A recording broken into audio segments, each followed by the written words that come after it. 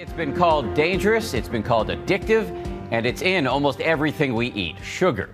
Tonight, the food industry is up in arms over a controversial new movie accusing big food of peddling unhealthy, sugar-filled products, especially to our kids. And tonight, this challenge. Could you go sugar-free for 10 days? Is that even possible? I tried it, and the results were surprising. It is a controversial new entry into America's raging debate over obesity. What if our whole approach to this epidemic has been dead wrong? The new movie, Fed Up, says the country has gone way off course, blaming obese people, including children, for their weight problem. The message has been pushed on us. It's your fault you're fat. Instead, according to the movie, the real problem is the food companies who load their products up with sugar, which critics call dangerous and addictive. Sugar is poison. Diabetes, heart disease, lipid problems, strokes, cancer. Those diseases are being driven by sugar. If a foreign nation were doing that to our children, we would defend our families. Years from now, we're going to say, I can't believe we let them get away with that. According to the movie, most Americans are hooked on sugar, and truth be told, I am one of them. Cookies, cheesecake, jelly beans, they seduce me every time.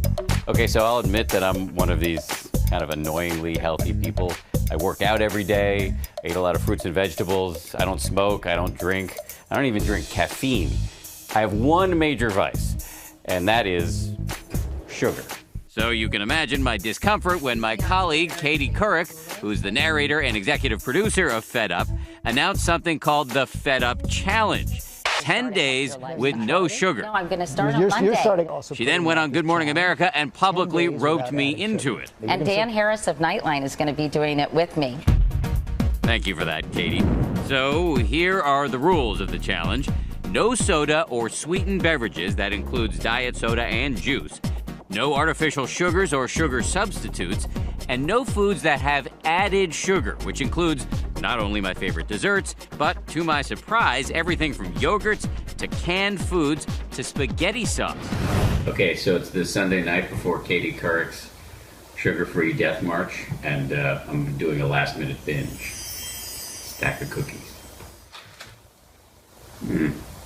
I miss this. Sure enough, the next day, day one of the challenge, I'm missing sugar already. So I'm at a business lunch, and everybody's having chocolate and ice cream. He looks happy. And I am having fruit.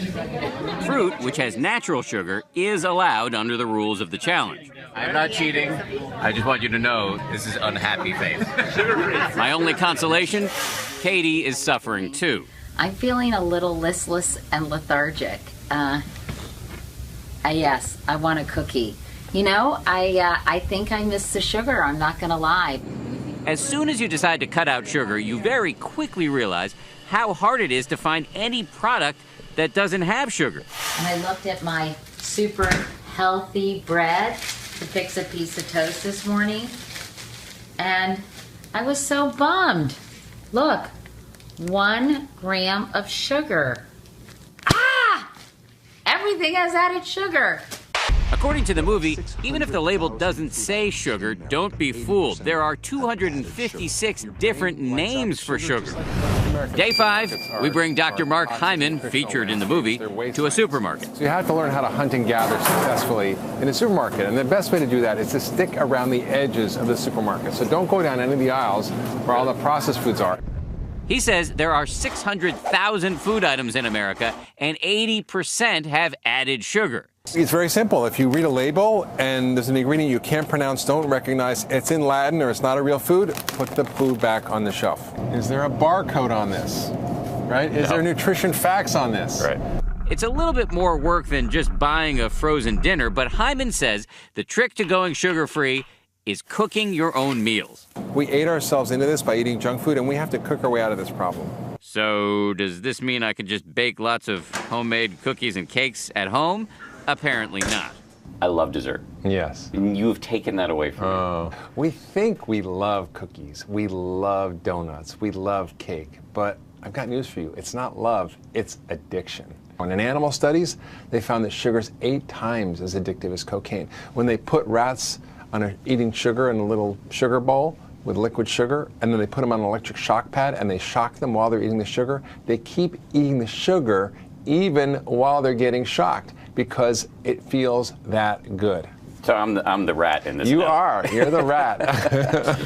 On day 7, my co-anchors on Weekend GMA are openly taunting me. This is hands down the best thing I've ever had. You guys are really good friends.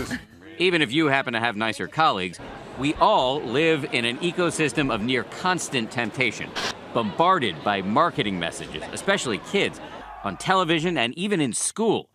In the movie, Katie challenges former President Bill Clinton about why the government hasn't done more. Do you think the government is behind when it comes to helping Americans reduce their sugar intake? Yes, I do. Why? Why are they doing this? I think that... Or why aren't they doing more? I can't answer that. As you might imagine, the food industry has not taken kindly to this movie. The Grocery Manufacturers Association arguing that companies have aggressively reduced calories, that childhood obesity has actually gone down in recent years, and that the movie just plain gets the facts wrong.